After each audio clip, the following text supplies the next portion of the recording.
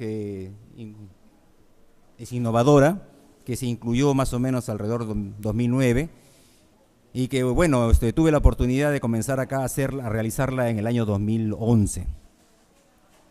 Comencé realizando con la experiencia de elastografía strain, que creo que ya muchos de ustedes han escuchado sobre el tema. Ahora voy a hacer hincapié exactamente en lo que se trata.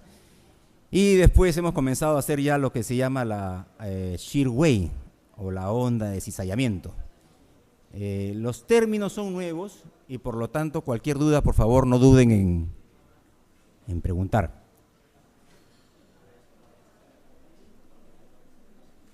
La primera aplicación clínica de la elastografía de tiroides se informó por primera vez en el 2007 por Rago y colaboradores, que utiliza una escala de 5 puntos sobre la base de Bueno y Eitot. Esto fue realizado por estos autores para poder evaluar la patología maligna de mama o los tumores sólidos en mama. Rago, en su criterio, le dio similares puntuaciones a los nódulos en tiroides. Como veremos ahí, scores dentro de 1 al score 5. Fueran tan amables, ¿cree que puedan apagar la luz? Daniel, ¿podría apagar la luz, por favor? La luz.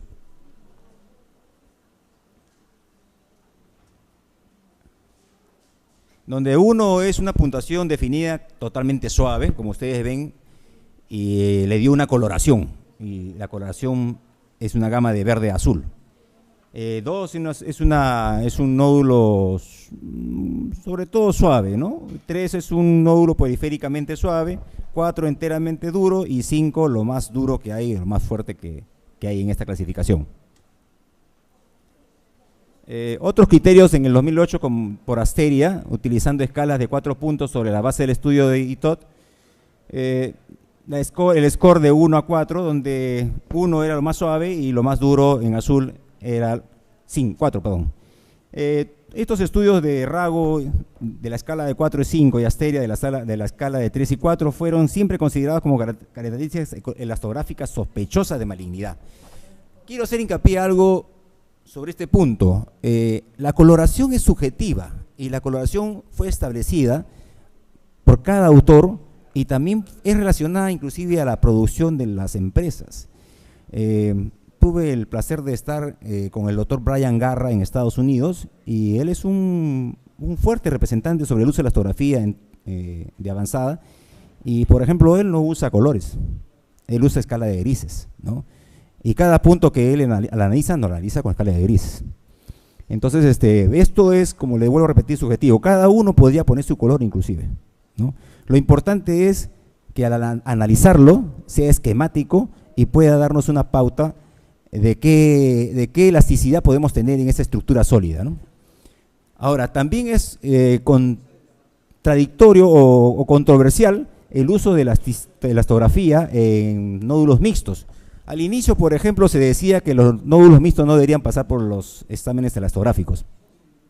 Sin embargo, ahora los nódulos mixtos pueden ser evaluados elastográficamente en su fase sólida y es ahí donde debemos investigar las características que tengamos, porque la fase líquida no lo vamos a investigar con elastografía por nada.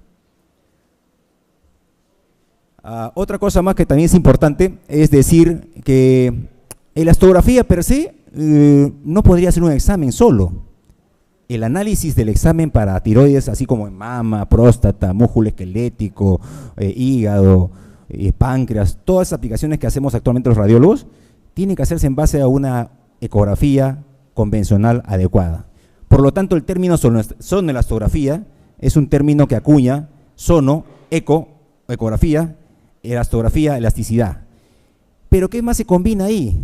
Como estos equipos ya son de avanzada, casi todos tienen el software Doppler avanzado o Doppler de tisular, elastografía de alta resolución y ecografía de alta resolución, pues esas tres cosas se deben hacer en una sola elastografía.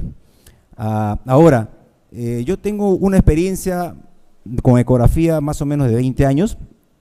Cuando comenzábamos a hacer ecografía en esas épocas, se hacían con equipos totalmente analógicos. Y los equipos analógicos para un examen tiroideo pues era como romperse la cabeza, ¿no?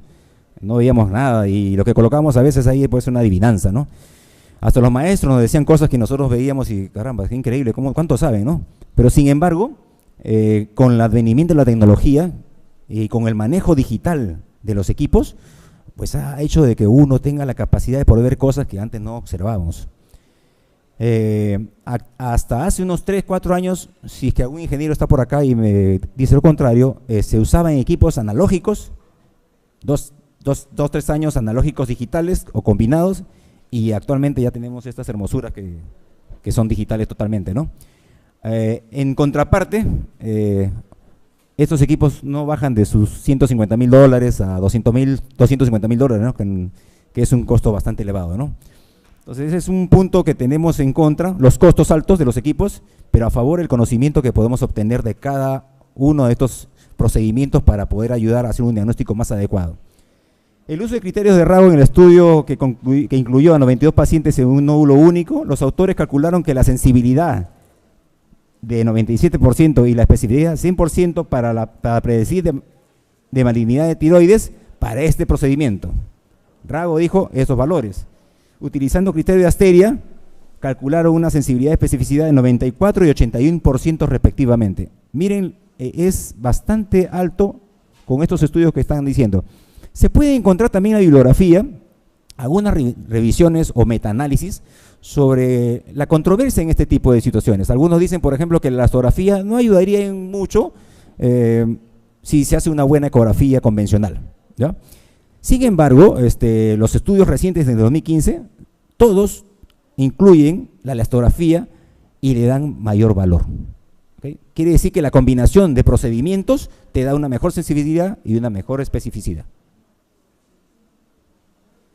La elastografía, como le dije hace un momento, tiene 2 características, ¿no? Popularmente le vamos a llamar tal vez cualitativa, semi-cuantitativa y cuantitativa.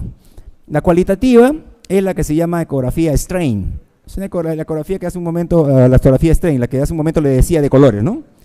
La strain o dureza o firmeza es la que mide con movimientos, ¿no? El grado de rigidez que pueda tener el nódulo.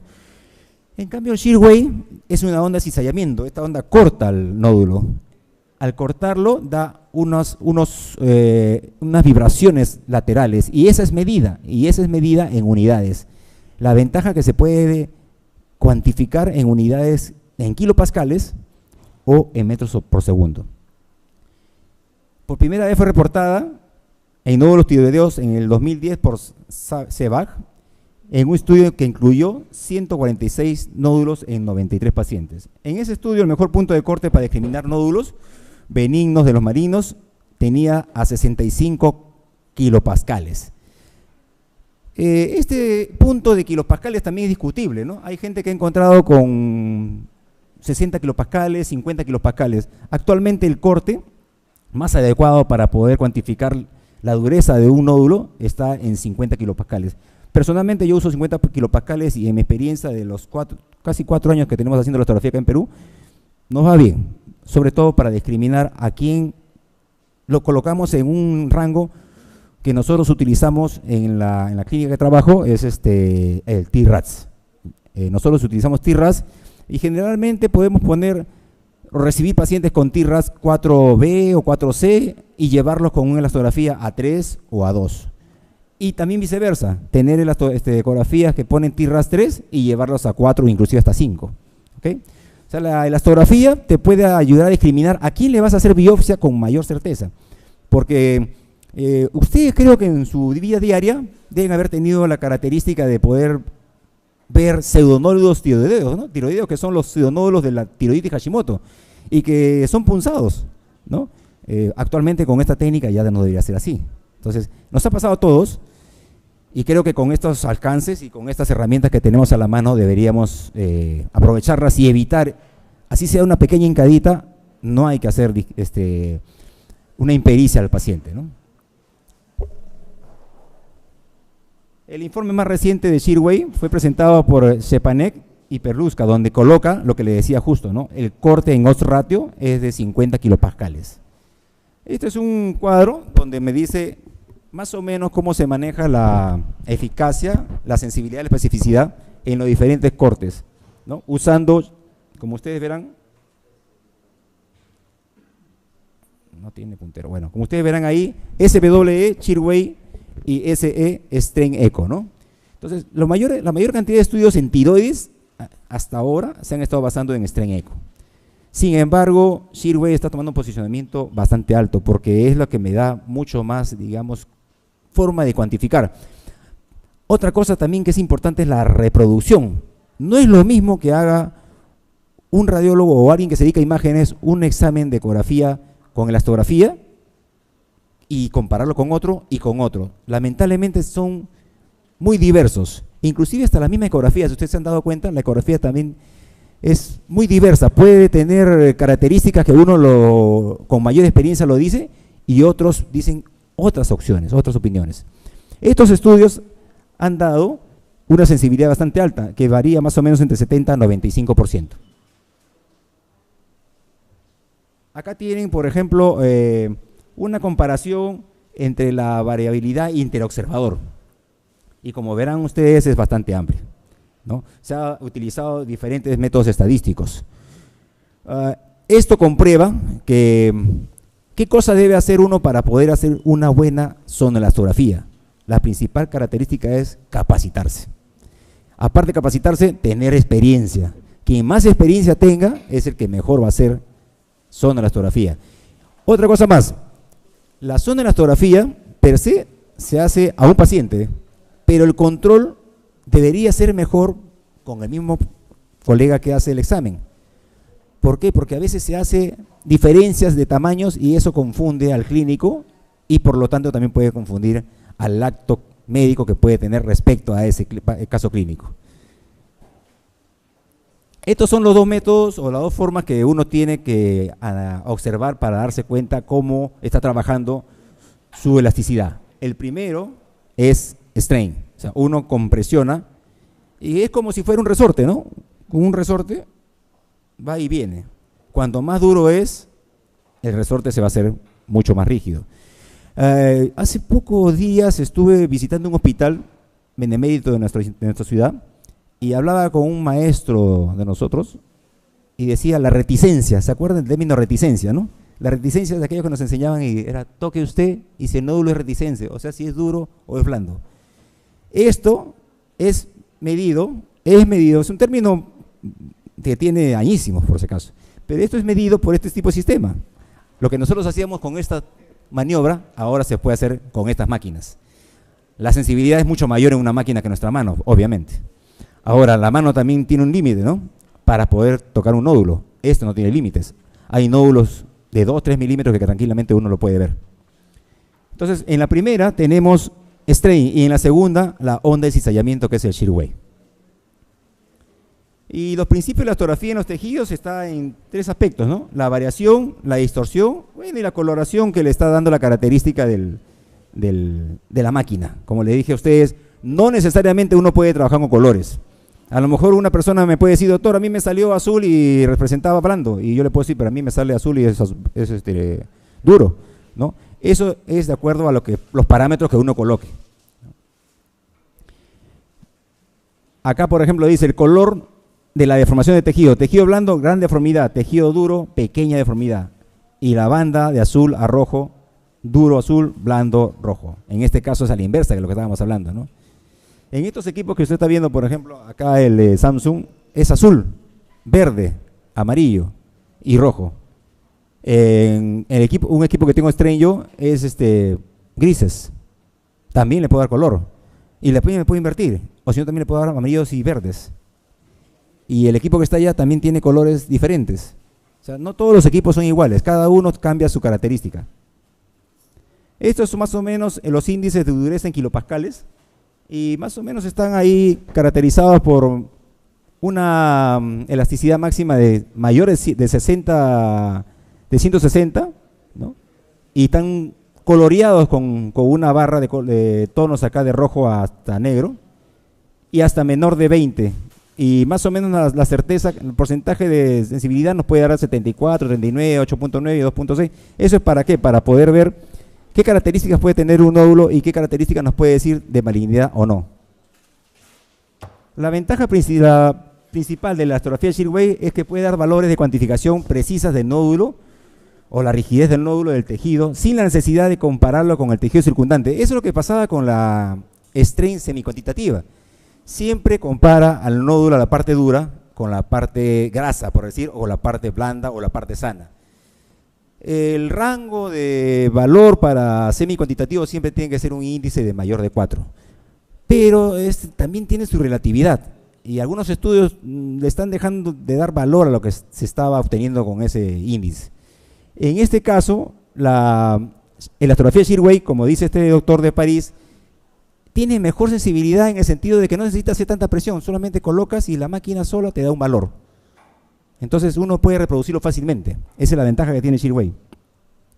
Y la Shirway puede ser especialmente útil para ¿qué? La mejora de sensibilidad de aspiraciones con aguja fina, diferenciar la rigidez del tejido antes de cirugía, lo que lleva a una mayor precisión de ecografía y exámenes de tiroides de neoplasias foliculares, y el aumento de precisión de los exámenes de ultrasonido de ganglios linfáticos. También es una belleza hacer ganglios con elastografía o sonelastografía. Se detectan muy bien y muy fácilmente. Ahora van a ver ustedes las imágenes.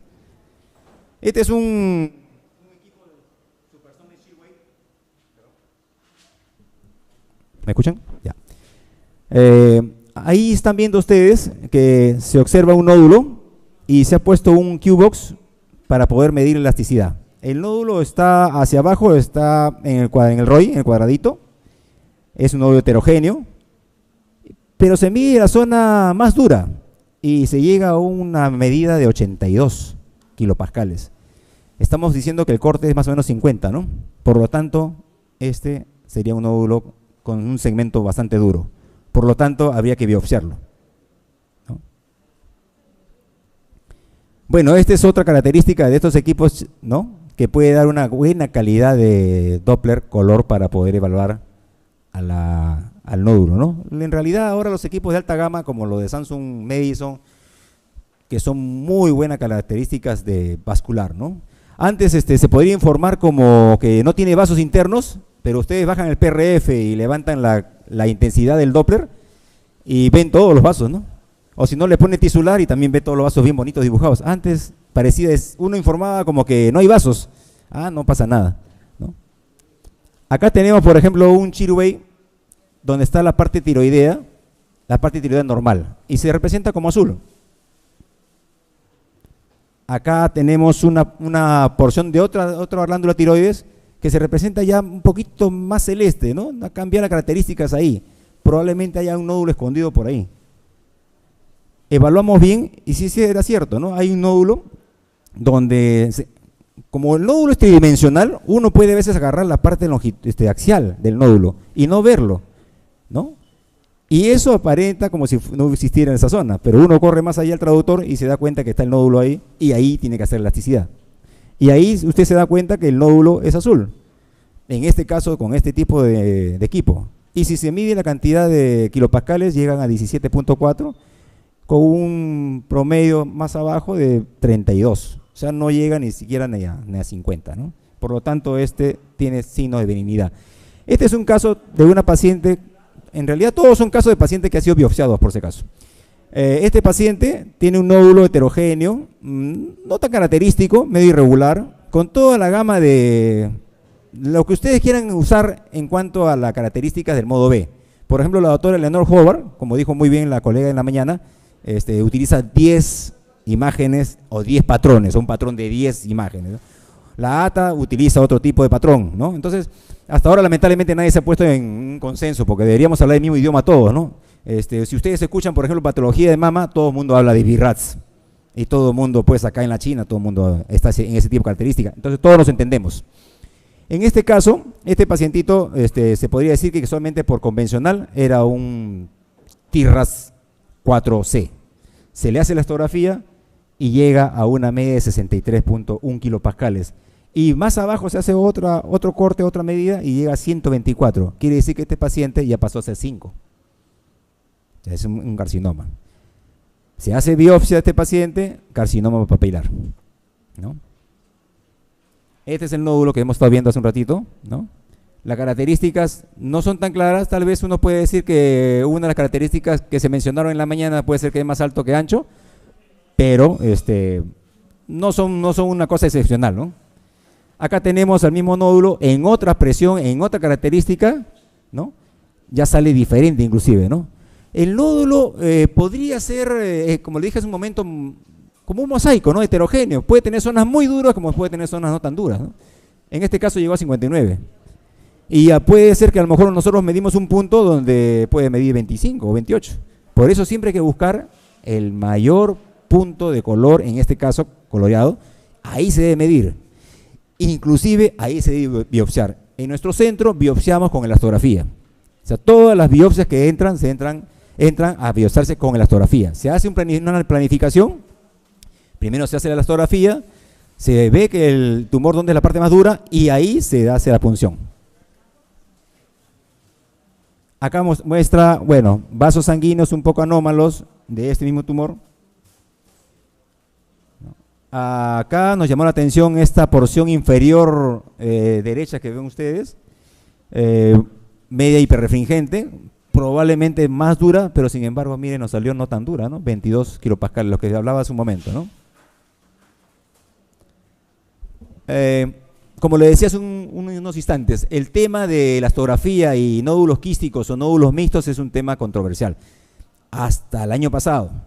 Este año, con los estudios que he estado observando, con la oportunidad que tuve de estar en Boca Ratón con una colega que hace esta elastografía muy bien, la parte sólida siempre tiene que ser evaluada. Y la parte sólida es donde uno debe informar al clínico. Y ahí se debe hacer la biopsia. Porque ha sucedido lo siguiente, han llegado biopsias, por ejemplo, con diagnósticos de coloides o diagnósticos con insuficiente o otras cosas. Cuando se ha punzado la parte sólida era carcinoma papilar atípico. Aquí tenemos una parte también mixta o un nódulo mixto donde vemos que los kilopascales están en 50.4. Está en un límite, ¿no? Pero tiene que seguir investigándose para poder darnos cuenta si vamos a punzarlos o no. Esto es lo que le decía hace un momento, ¿no? Eso lo hice el día de ayer con el equipo de Samsung Medicine y uno le puede dar los colores que uno quiera. Ahí le di escala de grises, ¿no? Pero si le doy escala de grises, no es tan llamativo, ¿no? Lo que pasa es que los colorcitos son más llamativos, ¿no? Sin embargo, este nódulo no me da mayor situación, ¿no? Si me hubiera pintado de negro, tal vez diría que es duro, ¿no? Pero es un nódulo blando, ¿no? Era un adenoma. Acá veo, este caso sí es un caso que ayer también hicimos, le comunicamos a la paciente, vino por biopsia, vino por Doppler carotidio, se le detectó un nódulo en el istmo, que era raro porque la persona dice que ni lo tocaba, ella pensaba que era como que su familia tenía una prominencia en el cuello, ¿no? Y se le hizo el examen, se le puso la elastografía, se vio que era bastante duro, se le hizo la biopsia, y salió carcinoma papilar. En ganglios, como le decía hace un momento, no solamente el uso de en ganglios en cuello es la elastografía un avance importante. A mí me ayuda muchísimo para hacer diagnóstico en cáncer de mama en axila, tremendamente, ¿no? Por ejemplo, yo les cuento un caso, y creo que esta es la persona, es un caso donde la paciente con la esposa de colega, viene a verse porque le habían hecho mastectomía parcial por cáncer de mama y también le habían hecho linfadenectomía axilar. Entonces la paciente viene y ella tranquila como todos y su mama estaba bien, pero arriba por la axila había ese ganglito que está ahí y ese ganglio se representaba como duro. Lamentablemente eso fue en el 2011, más o menos 2011, sí, 2011 está, 7 de noviembre de 2011. En esa época, pues, como le decía, para mí era una cosa romper un paradigma, ¿no? La elastografía, o hablarlo de elastografía en un sitio era como decir, pues, me estás diciendo algo raro que no conozco. Entonces ella, como esposa de colega, lo llama a su esposo y le dice, mira, ¿sabes qué? Me salió la dureza un poco alta en un ganglio y el colega ahora le dice, delante mío, no te preocupes, eso no existe. Y bueno, se van a Disney World, se fueron a Disney, regresó a los 3 meses. A los 3 meses tenía ganglio el doble de eso. y tenía más ganglios por todo sitio. Lamentablemente hizo unas ramificaciones más profundas y han tenido que operarle con bastantes cirugías, inclusive han tenido que poner pectoral encima, han tenido que sacar de mama y todo lo demás, ¿no? Tenía una recidiva de cáncer de mama, ¿no? Entonces, la importancia de la astografía para ganglios es en todo nivel. Comenzamos con mama siempre. Siempre hemos trabajado primero astografía en mama, después ha caído bien en tiroides, en la astografía hepática muy bien, en la astografía prostática muy bien. No se imaginan la capacidad que tiene para poder hacer biopsias prostáticas, elegir el punto sin necesidad de hacer sextantes inclusive. O sea, uno tranquilamente puede hacer, escogiendo el punto más duro, la biopsia. Aquí tenemos otro ejemplo de una tumoración bastante bizarra, heterogénea, y cuya dureza estaba en la profundidad. Obviamente le hicimos biopsia en ese punto, ¿no? Ese ha sido anteayer, el 3 de agosto. Estamos en espera del resultado. Es el mismo caso del paciente, ¿no? No, ya salió este resultado, perdón, ya. Sí, ya lo agregó hace un momento, ¿no? Este resultado también salió carcinoma papilar de tiroides, ¿ya? Este paciente también tiene lo mismo, ¿no? Es la dureza que tiene distribuida irregularmente, ¿no? Este es con strain. Todo esto es strain. Acá, por ejemplo, usted ve la elasticidad en strain del ganglio. Este ganglio en ese corte parecía que no era tan duro, ¿no? Pero se hace una corrección y ya se evidencia mucho más dureza. Entonces, en conclusión, uno puede usar la elastografía tiroidea o sonografía tiroidea como una buena opción de diagnóstico. La sonografía tiroidea te da opciones de poder diferenciar lo que yo voy a hacer en biopsia con respecto al nódulo. Si voy a catalogarlo como TRAS 3 o TRAS 4 o TRAS 5. Ahí tenemos otro ejemplo, igual el mismo nódulo. Y bueno, creo que han venido colegas de otros países y los invito a nuestra maravilla del Perú, que es Machu Picchu, que es tan hermoso que da ganas de quedarse ahí. Muchas gracias por tu audición. ¿Alguna pregunta, por favor, si desean? Porque estamos agotados todos, hemos recibido unas buenas clases bien largas. Realmente deben darnos 2 diplomas, creo. Dígame, doctora.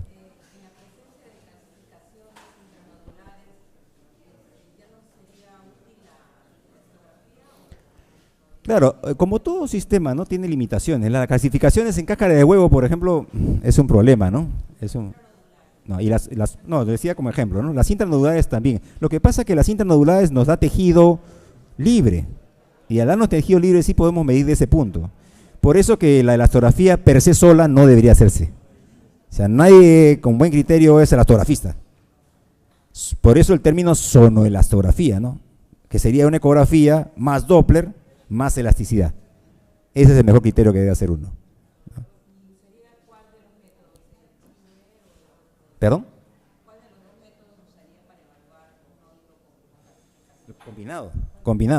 Combinado, por supuesto, porque si yo tengo un nódulo con calcificaciones en su estructura, sean micro o sean gruesas, me va a dejar tejido nodular, no tejido celular libre. A ese tengo que medirlo. Ahora, la pregunta sería, por ejemplo, adicional a lo que usted me dice, ¿qué usaría mejor, strain o Shearway? La respuesta creo que sería Shearway. Porque en strain voy a estar haciendo lo que usted me está haciendo en este momento, ¿no? Pero aunque también hay técnicas, la técnica, por ejemplo, de colocarlo encima de la carótida misma te hace una presión, ¿no?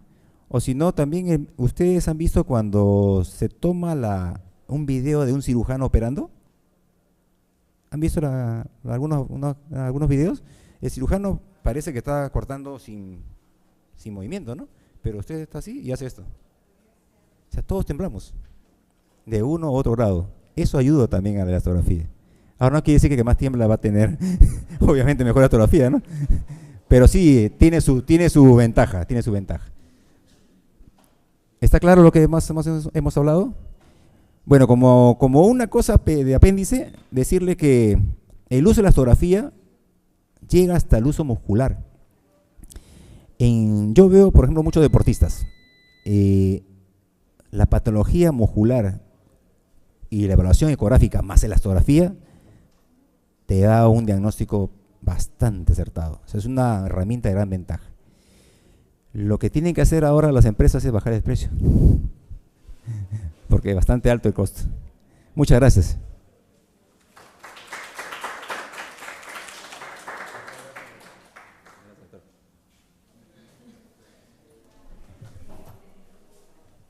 Empresas. Tuve el placer de estar con el doctor Brian Garra en Estados Unidos, y él es un fuerte representante sobre el uso de la astografía de avanzada, y por ejemplo él no usa colores, él usa escala de grises, ¿no? Y cada punto que él analiza, lo analiza con escala de grises.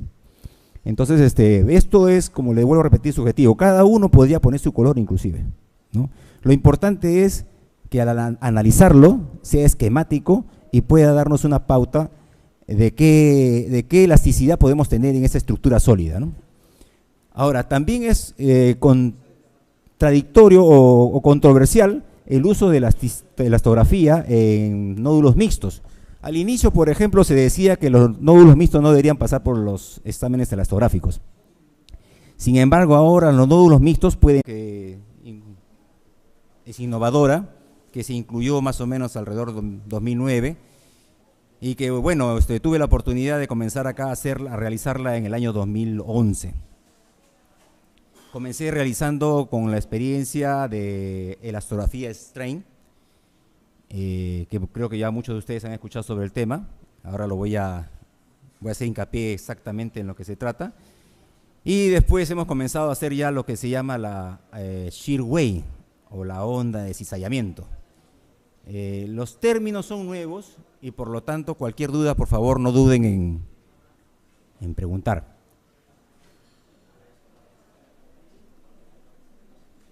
La primera aplicación clínica de la elastografía de tiroides se informó por primera vez en el 2007 por Rago y colaboradores, quien ser evaluados elastográficamente en su fase sólida, y es ahí donde debemos investigar las características que tengamos, porque la fase líquida no lo vamos a investigar con elastografía por nada. Otra cosa más que también es importante es decir que elastografía per se no podría ser un examen solo. El análisis del examen para tiroides, así como en mama, próstata, músculo esquelético, hígado, páncreas, todas las aplicaciones que hacemos actualmente los radiólogos, tienen que hacerse en base a una ecografía convencional adecuada. Por lo tanto, el término sonelastografía es un término que acuña sono, ecografía, elastografía, elasticidad. Pero ¿qué más se combina ahí? Como estos equipos ya son de avanzada, casi todos tienen el software Doppler avanzado o Doppler de tisular. Es un nódulo sobre todo suave, ¿no? 3 es un nódulo periféricamente suave, 4 enteramente duro y 5 lo más duro que hay, lo más fuerte que hay en esta clasificación. Otros criterios en el 2008 por Asteria, utilizando escalas de 4 puntos sobre la base del estudio de ITOT, el score de 1 a 4, donde 1 era lo más suave y lo más duro en azul era 4, perdón. Estos estudios de Rago de la escala de 4 y 5 y Asteria de la escala de 3 y 4 fueron siempre considerados como características elastográficas sospechosas de malignidad. Quiero hacer hincapié algo sobre este punto.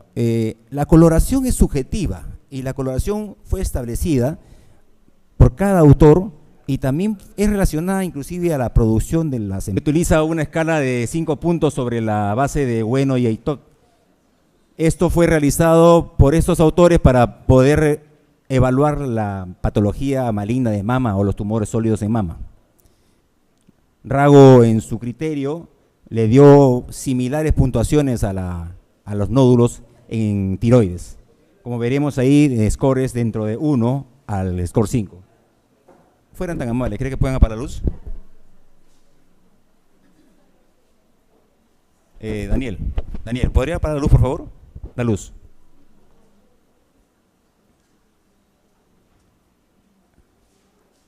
Donde 1 es una puntuación definida totalmente suave, como ustedes ven, y le dio una coloración, y la coloración es una gama de verde a azul. 2 es una